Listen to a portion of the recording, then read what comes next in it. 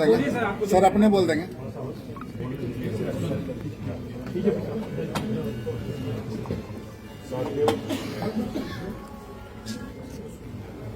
आप सबने देखा और आज के ऐतिहासिक दिन के गवाही बने।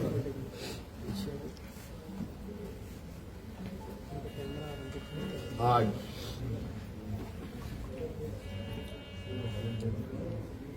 भव्य शपथ ग्रहण के बाद नई सरकार गठन के मार्ग प्रशस्त हुए हैं। उसके पश्चात आज हम लोग प्रगति भवन में आए हैं और बहुत सारे बिंदुओं के साथ पदाधिकारियों को निर्देश भी दिया गया। उनमें से कुछ महत्वपूर्ण बिंदु हमारे सामने थी, जिसका हम लोगों ने निष्पादन किया। आप सब लोगों ने देखा और आप सब लोगों को मालूम है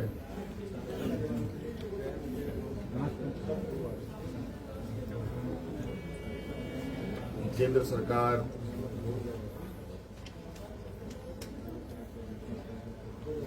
देश की रक्षा हेतु अग्निवीर जैसी कार्यक्रम को चला रही है।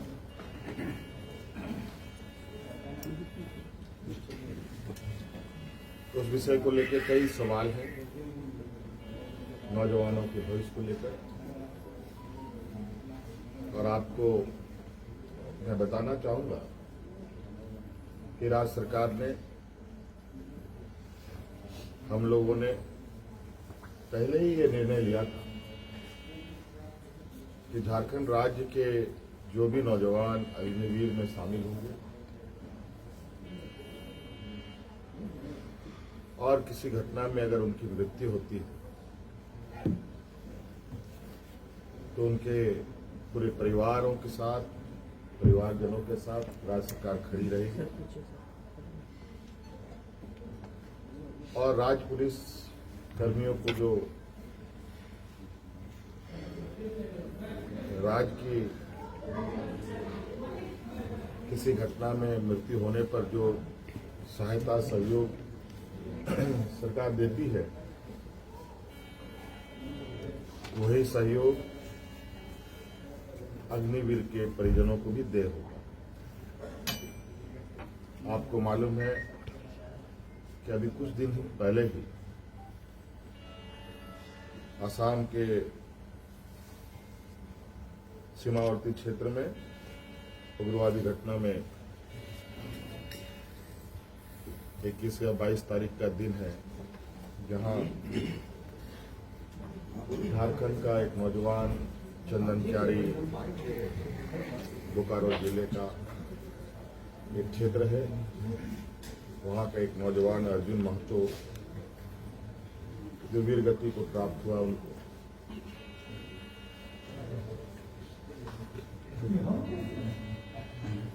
और आज हमने उनके परिजनों को बुलाया। उनके भाई को हम लोगों ने एक नियुक्ति पत्र दिया और 10 लाख रुपए अनुदान भी उन्हें उपलब्ध कराया गया और उनके भाई बलराम महतो बोकारो समाहरणालय में चतुर्थ वर्ग के पद पर उनको नियुक्त भी किया गया।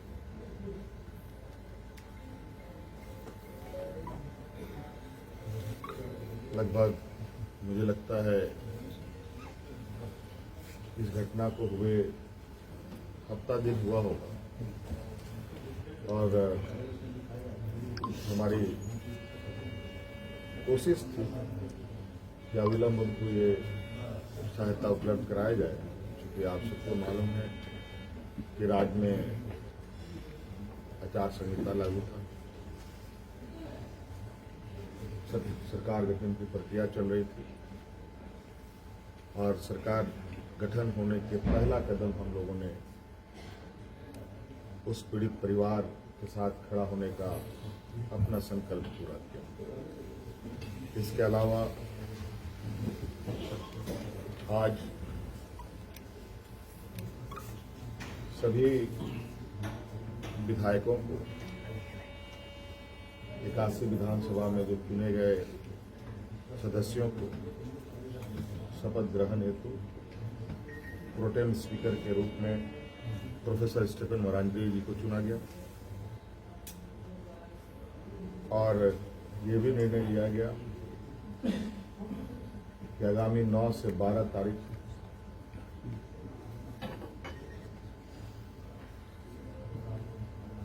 सरकार का प्रथम सत्र आहूत होगा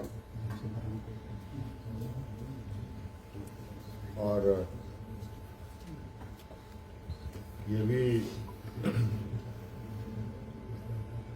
निर्देशित किया गया कि जो हमने निर्णय लिया था कि मैया सम्मान योजना के तहत दिसंबर माह से महिलाओं के खाते में 2,500 रुपये देने का उसे भुगतान किया जाएगा प्रति माह।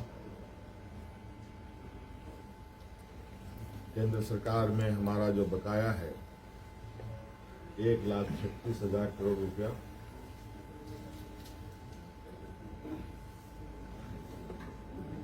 जो केंद्रीय सरकारी उपक्रमों पर है उसकी वसूली के लिए कानूनी कार्रवाई प्रारंभ की जाएगी।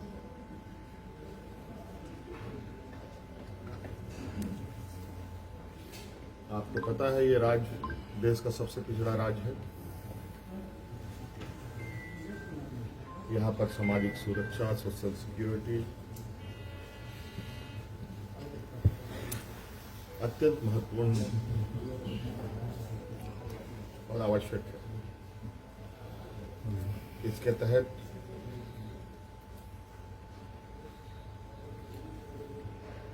राज्य के गरीब गुरुआ लोगों को उनकी आर्थिक स्वावलंबी कैसे बने और इसको लेकर सरकार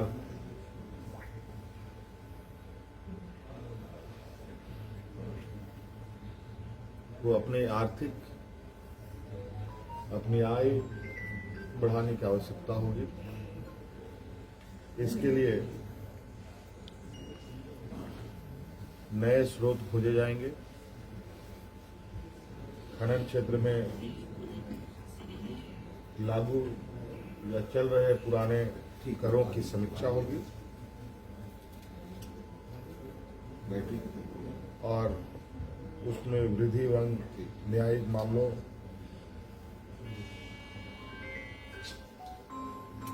जो लंबित है उन सबको त्वरित गति से खत्म किया जाएगा।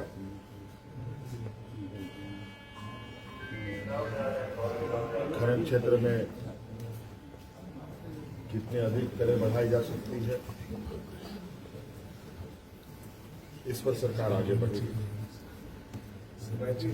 आप सबको मालूम है कि हम लोगों ने उत्पाद सिपाही में भर्ती की प्रक्रिया पूरी कर ली है, लेकिन इस प्रक्रिया के तहत बड़े पैमाने पर नौजवानों की जाने गई हैं, जो बहुत ही दुखद घटना के रूप में हमारे सामने आया है।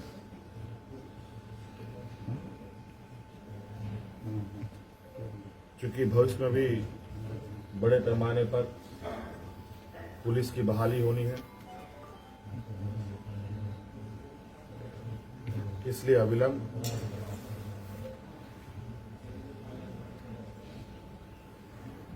पिछले हुए नियुक्ति में जो घटना घटी है उसकी समीक्षा की जाएगी।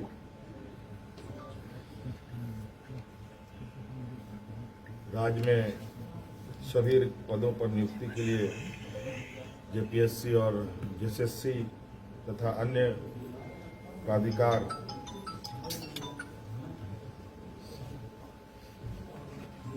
1 जनवरी 2025 के पूर्व परीक्षा कैलेंडर प्रकाशित किया जाएगा और जो लंबित रिजल्ट हैं उनको प्रकाशित किया जाएगा। साथ साथ में यह भी निर्णय लिया गया असम में जो वहां के चाय बागान में बरसों बरस से यहाँ के मूल वासियों को ले जाया जा करके जो वहां बसे हैं, जो विशेषकर जनजातीय समूह जो झारखंड मूल के हैं, उनकी दशा एवं उनके भविष्य में दिए जाने वाले सुविधा का अध्ययन के लिए सर्वदलीय प्रतिनिधि मंडल एवं पदाधिकारियों का दल असम जाकर जमीनी स्तर पर अध्ययन करेगी और सरकार को प्रतिवेदन सौंपेगी। ये कुछ महत्वपूर्ण बिंदु आपके हम समक्ष हमने रखा है। बाकी चीजें और भी है जो हम समय समय पर आप सब लोगों के समक्ष अवगत कराने का काम करें।